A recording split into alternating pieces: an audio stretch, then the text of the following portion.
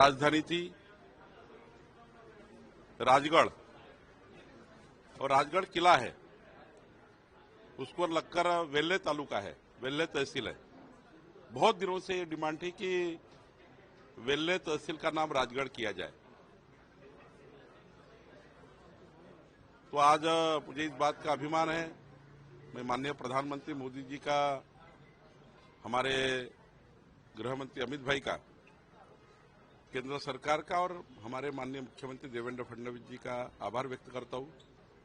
उन्होंने इसको मान्यता दी और आज हमारा जो रेवेन्यू डिपार्टमेंट है, जहां पे ये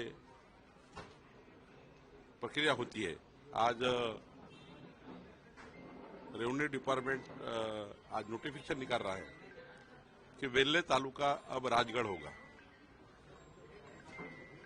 छत्रपति शिवाजी महाराज जी, इनका राजगढ़ किला, ये नाम राजगढ़ नाम वेल्हे तालुका को दिया जाएगा। ये ऐतिहासिक निर्णय है और ऐतिहासिक निर्णय लेने के लिए महाराष्ट्र जनता ने, वेल्हे तालुका ने इस निर्णय का अभिनंदन किया है और बहुत पुरानी जो ये डिमांड थी जनता की, वो हमने पूरी की है। सर, जिस तरह से आज राज ठाकरे जी सीएम देवेंद्र फडणवीस को मिलने के लिए वर्षा बंगले पहुंचे, किस तरह से देखते हैं इस बैठक को? मुंबई शहर के विकास के लिए, महाराष्ट्र के विकास के लिए राज साहब और देवेंद्र जी एक जगह आते हैं और विकास की बात करते हैं। इसके लिए कोई राजनीतिक नहीं देखना चाहिए। इस महाराष्ट्र के सभी पार्टियों को एक साथ मिलकर महाराष्ट्र का विकास करना चाहिए। अपोजिशन हो या सत्ताधारी पार्टी हो, हम लोग ऐसे लोग हैं कि हम साथ में बैठकर विचार करने से महाराष्ट्र की जनता का फायदा होता है।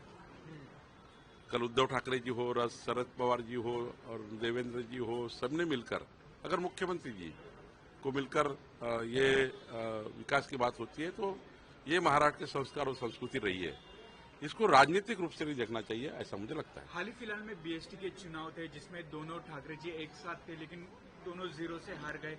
बीजेपी वन साइड से जीत गई। क्या इसी प्रकार का नतीजा बीएमसी चुनावों में भी देखने को मिलेगा? क्या भारतीय जनता पार्टी अच्छा परफॉर्म? मुझे ये चुनाव से वो चुनाव का, वो चुनाव से वो चुनाव का कोई मतलब नहीं होता।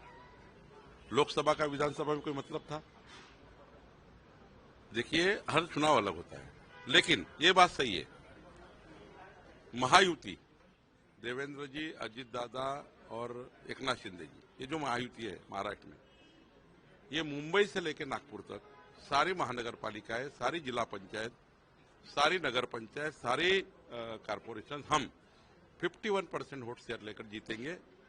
महाराष्ट्र की जनता हमारे साथ है, विकास के साथ है, विकसित महाराष्ट्र के साथ है, विकसित भारत के साथ है। ठाकरे बंधुओं के साथ आने से कोई फर्क पड़ेगा क्या? मैंने आपको कहा, मैं उसके ऊपर टिप्पणी नहीं करूंगा। एक साथ कौन आए उनकी मर्जी है, जिनको जहां जाना है वो जाए, लेकिन महाराष्ट्र की जनता किसके साथ है? तो 51% वोट शेयर लेकर बीजेपी महायुति के साथ है, इतना मैं दावे से बोल सकता हूँ। सर, कुछ दिन पहले एक बोलता कि ठाकरे ब्रांड है, ठाकरे ब्रांड है, बहुत ज्यादा वो रैली भी हुई थी, वर्ली में भी बड़ा जोर शोर से किया था। इसी ठाकरे ब्रांड को लेकर ये चुनाव लड़ा गया बीएसटी कोऑपरेटिव बैंक। तो पहले चुनाव और पहले ठाकरे ब्रांड की आपके सदस्य लगता है पोल खुल गई क्या है? देखिए, किसी के ब्रांड पे बोलना इतनी ऊंचाई मेरी नहीं है। उनका ब्रांड वो संभाले, जिनको संभालना है वो संभाले और जिनको बोलना है बोले।